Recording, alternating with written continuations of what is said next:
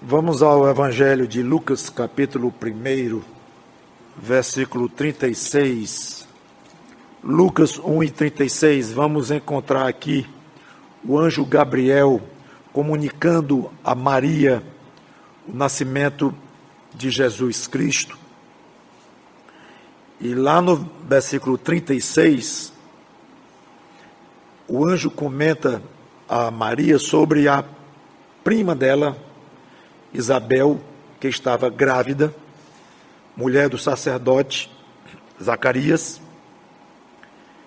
E é sobre esse assunto que eu quero comentar aqui, o final do versículo 36. O anjo então diz assim para Maria: e Isabel, tua parenta, igualmente concebeu um filho na sua velhice, sendo este já o 6º mês, aí vem, para aquela que diziam ser estéril. Eu sempre achei espetacular a maneira de Gabriel colocar isto.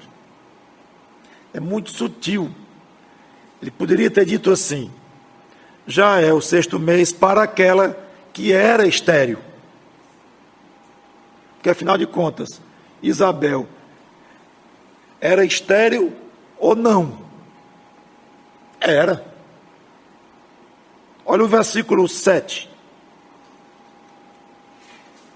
O próprio Lucas, escrevendo o Evangelho, diz, descrevendo Zacarias e Isabel, falava: e não tinham filhos, porque Isabel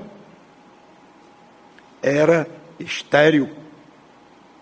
Acabou-se. No versículo 13, quando o mesmo Gabriel aparece para Zacarias, ele diz, versículo 13, Zacarias, não temas, porque a tua oração foi ouvida. Que oração?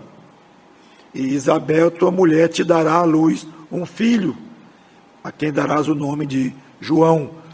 Então Zacarias orava por um filho, porque a mulher era estéril. Aí vem o anjo e diz assim: já está no 6º mês aquela que diziam ser estéril. Fica imaginando alguém ao lado do anjo, dizer: seu anjo, dá licença aqui, a gente estava errado em dizer que ela era estéril. É isso que o senhor quer dizer, é? Que nós estávamos todos errados. A gente dizia que era estéril sem ser. Eu diria: não, eu não disse isso. Eu só disse que vocês diziam que ela era estéril e ela hoje não é mais. Ela deixou de ser estéril. É uma forma interessantíssima do anjo exaltar a Deus, é assim que eu vejo, e diminuir os homens. Os homens viam uma mulher estéril, mas ela ficou estéril até o dia que Deus quis. Para os homens era uma coisa definitiva. Ela é estéril, vai morrer estéril, não pode ter filho, acabou-se. Para Deus, vamos dizer assim, ela não era estéril, ela estava estéril. Então, quando os homens olham uma coisa, a realidade de uma coisa, ela é limitada, porque por trás desta realidade há um Deus supremo que muda essa realidade na hora que Ele quer. Então, a vontade de Deus, junto com o poder de Deus, é mais real do que a realidade nossa, é mais forte do que a própria realidade. A vontade de Deus é mais forte, é mais real, é mais decisiva, é mais definitiva do que a nossa própria realidade. Era a realidade que Isabel era estéril? Era. Aí Deus, muda. Não é mais não. eu mudei a realidade de Isabel, que eu quis. Ah, irmãos, é um espetáculo. É um espetáculo. O homem fica pequeno. E eu gosto. Quando a Bíblia coloca o homem no seu devido lugar, eu acho bom, porque o homem já é muito arrogante por si só, orgulhosão, se acha o tal, alguns se acham até deuses. Aí vem muitas vezes a Bíblia e rebaixa o homem, fique no seu lugar. Claro, a mesma Bíblia fala do amor que Deus teve aos homens e tudo mais, mas fique no seu lugar. E se você quer Deus, você quer salvação, você se humilhe, você vai para o pó, aí Deus lhe exalta. Eu acho isso excelente. A ideia de o homem entender o seu lugar e baixar a cabeça, o pescoço duro, diante de um Deus tão soberano que muda a realidade na hora que Ele quer. Lição prática para nós, muito claro. Quando você considerar alguma coisa na terra, o que é que seja, lá atrás da sua mente, no pedacinho que tem lá por trás, diga assim: mas isso aqui é enquanto Deus quiser. Não é definitivo. Se Deus não quiser que seja. Se Ele quiser que seja, é. Mas, se Ele não quiser, não é. Aquela parede é branca. É. Você pode morrer dizendo que ela é branca. Não morre dizendo que ela é branca, porque ela é branca mesmo. Mas é saudável pensar assim. Estou dando só um exemplo. Ela é branca até o dia que Deus quiser. Porque se Deus fizer assim, não é mais branca não, olha de novo, ficou azul. E detalhe, pode ficar azul para mim. O irmão pode olhar e ver vermelho. Como os homens lá em Jerusalém ouviram cada um falar na sua própria língua. Lembra Atos 2? Então, para Deus, a realidade é a que Ele quer. E Ele muda na hora que Ele quiser. Ele não brinca de mudar a realidade. É um Deus altamente responsável, santo, reto, mas Ele muda. Quando Ele quer, Ele muda a realidade. Irmãos, o efeito prático disso nas nossas vidas deve ser fantástico. Fantástico. Uma doença, uma situação na sua vida familiar, profissional, ou conversão de um parente querido, que cada vez se rebela mais contra Deus, blasfema e tudo.